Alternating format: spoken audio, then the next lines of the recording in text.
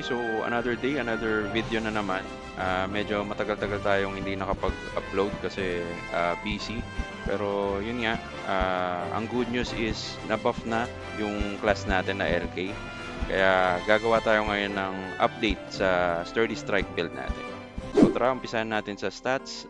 Strength 73. Ano yan? Physical attack. Then ano yan preparation na rin yan sa darating na Season 3 weapon, which is yung Ymir. Meron kasi yung effect na nagbe-base sa current strength stats mo. So, tinatry na nating dagdagan yung strength. Then, Agi 56 para sa attack speed. Then, Vit 99 kasi yan nga yung kasama siya sa skill damage computation ng Sturdy Strike. And yung isa sa mga buff natin na nakuha this patch is yung sa Berserk. Nagdedepende na rin siya sa Vit stats mo. So, ayan when Vit is greater than or equal to 150, no equipment depth penalty. So, equal ba yan? Basta yan. Basta mas mataas sa 150, wala na siyang equipment depth penalty. Yun nga yung isa sa pinakamalaking cons ng skill na to, di ba? Talagang nauubos yung defense natin pag ginagamit. Pero since mataas yung Vit natin, hindi na tayo naapektuhan ng debuff na yan. Then, next is yung skills. Sa skills, medyo iniba na rin natin. Naka-level 10 bash na tayo dito dahil gumagamit na tayo ng Bongon card. Then, level 5, Magnum Break. Tas level 4 lang na Fatal Blow. Kinukuha lang natin dyan yung 20% na chance to stun. Then, level 1, Endure. Level 5, Provoke. Itong Endure para lang to dun sa anti-endure effect ng Consi natin. Then, level 5 Sword Mastery, level 10 Increase Recuperative. Sa second job, Riding level 1, then level 5 Cavalry Mastery. Nabuff na din to. So, may additional na rin tayong P damage reduct, M damage reduction na makukuha kapag mas mataas sa 150 yung bit natin. So, nagbe-benefit na naman yung setup natin dyan since yun nga, pinapataas natin yung bit natin kasi damage din yun sa Sturdy Strike. So, nagsisync tong skill na to. Then, may additional move speed na rin yan. Naglalagay rin tayo ng level 1 Brandish Spear. Pang situational lang kung kailangan nating, kunyari, dumive, gusto natin dumive or i-immobilize yung mga targets natin. And meron din yung additional P damage reduction kasi casting to So, medyo mahirap siya patamain pero nakakatulong naman tong P damage and M damage reduct na 100% para hindi tayo ma-burst agad. Then, level 7, Sword Quicken, additional attack speed lang para sa Sturdy Strike. Yan, level 10 Sturdy Strike, level 5 Lion's Roar, level 10 Iron Will, then level 1 na Charge Attack. Kanina sa GL, tiray ko yung walang Charge Attack, pero medyo nanibago ako kaya binalik ko na lang. So, mamaya may i-share akong clip ng GL namin. Kanina wala akong charge attack doon kaya medyo hindi ako maka-chase kasi ang akala ko nung una is kaya na ng Cavalry Mastery tsaka ng Berserk. Pero yun nga, hindi ako sanay ng walang charge attack so nilagyan ko na lang ulit. So sa trans, level 10 na concentration, minamax na natin to kasi mataas na yung bigay niyang P damage. May additional na siyang P damage na binibigay. Although bumaba yung sa equipment attack, tumaas naman yung P damage niya na 20%. Then, pinababa na rin yung equipment PDEF. Dati, nasa 25 ata or 20. Ngayon, 10% na lang. So, kayang-kaya na tangkihin ng mga reductions natin yan, tsaka ng PDEF stats. So, worth it na siya. Then, level 5 Head Crash para lang sa level 1 Joint Beat. Kailangan natin to para lang sa additional proc skill. Since yun nga, malapit na yung ilabas yung Ymir. And ano rin yun proc chance, yung plus 16 effect ba niya, yung Dragon Blight. So, yung proc attack ng Joint Beat, makakatulong din yan para i-proc yung ibang auto-proc skills natin. Plus, yung mga debuff na rin na kasama ng Joint Beat. Then, Aura Blade, level 10. Na-buff din to. Meron na siyang increased damage by 30%. So, solid na tong buff na to para sa additional damage output. Level 5, Tension Relax pa rin para may sarili kang heal. Level 1, Rune of Fate, di pang immunity. Level 5, Berserk, additional damage na. And since yun nga, mataas na yung beat natin, wala na tayong nakukuhang equipment death penalty. Then level 3 pari kasi naglalagay na tayo nito since yun nga wala na ganong gumagamit nung illusion Brioni. So mina-maximize natin yun para makuha yung at least 31% chance na pari ng physical damage. Then next is yung sa gears. Ang update lang sa gears natin is nakapag plus 16 na rin tayo ng weapon, then plus 15 na yung shield. So ayan, nakuha na natin yung plus 15 effect and plus 16 na kasi nire-ready nga natin siya doon sa plus 16 effect ng Ymir. So paglabas ng season 3, matetesting natin agad yung Dragonflight. Then sa cards, ano bang bago rito? Eto, meron na pala tayong Maya Purple. So nakakuha tayo niyan dun sa mini card album. Then 2-star na yung Orc Hero natin.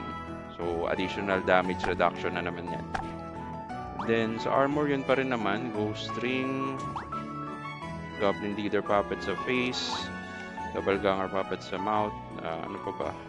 Same pa rin, Double Horn, 2-star. Dito na-upgrade na natin yung isang, hindi pares pala, na 1-star na natin. So nakuha na natin yung mga move speed nila. Yan, additional move speed na 5%. Makakatulong yan para pag nag-chase tayo, mabilis nating masundan or ma-close yung gap sa kalaban.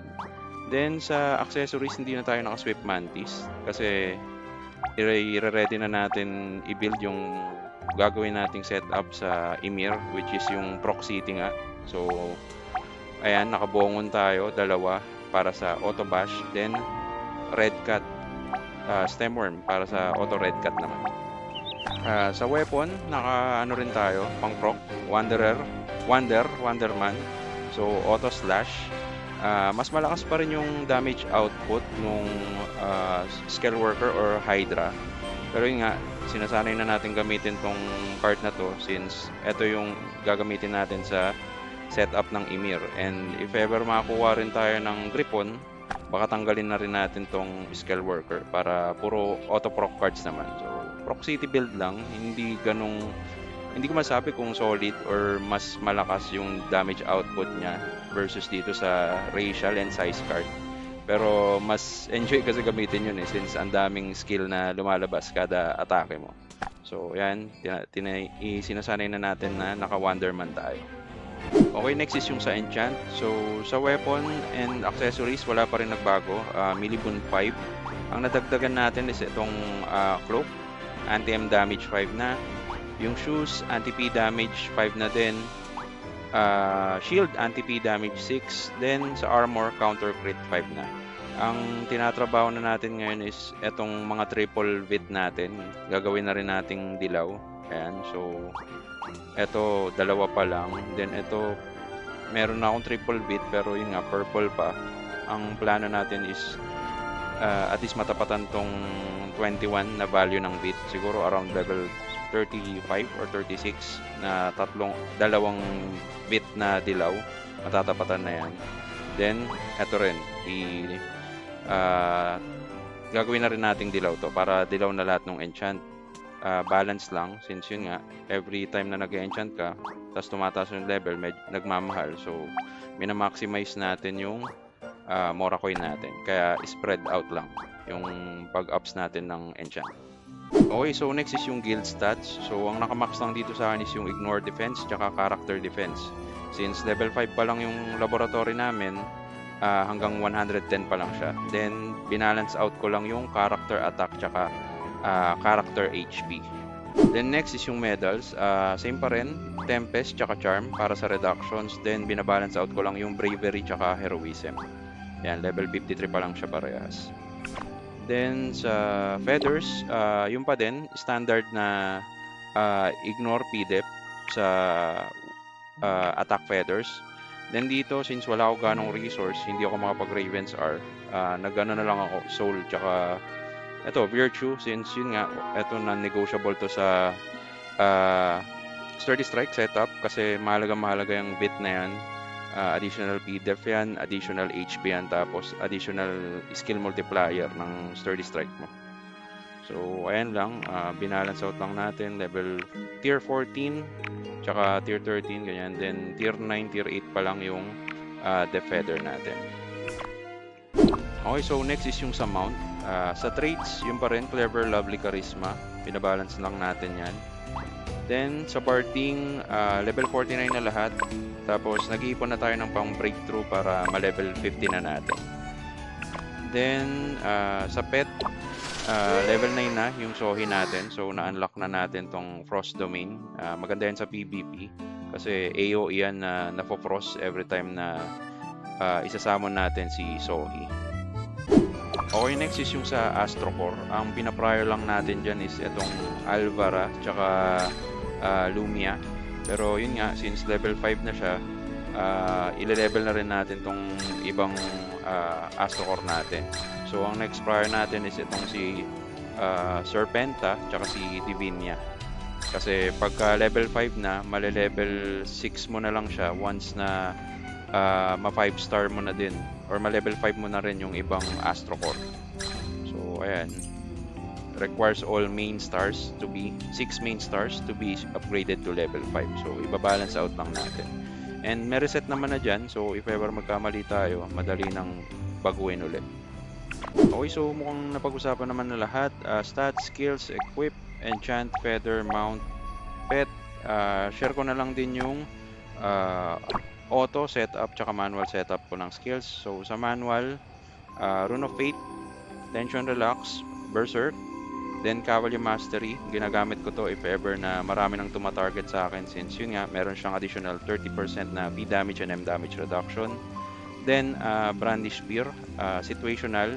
Ginagamit ko to pag dadive ako dun sa, kunyari sa GL, yan. Nilagay ko siya sa manual. Then sa auto, ang nakalagay na sa akin is Sturdy Strike.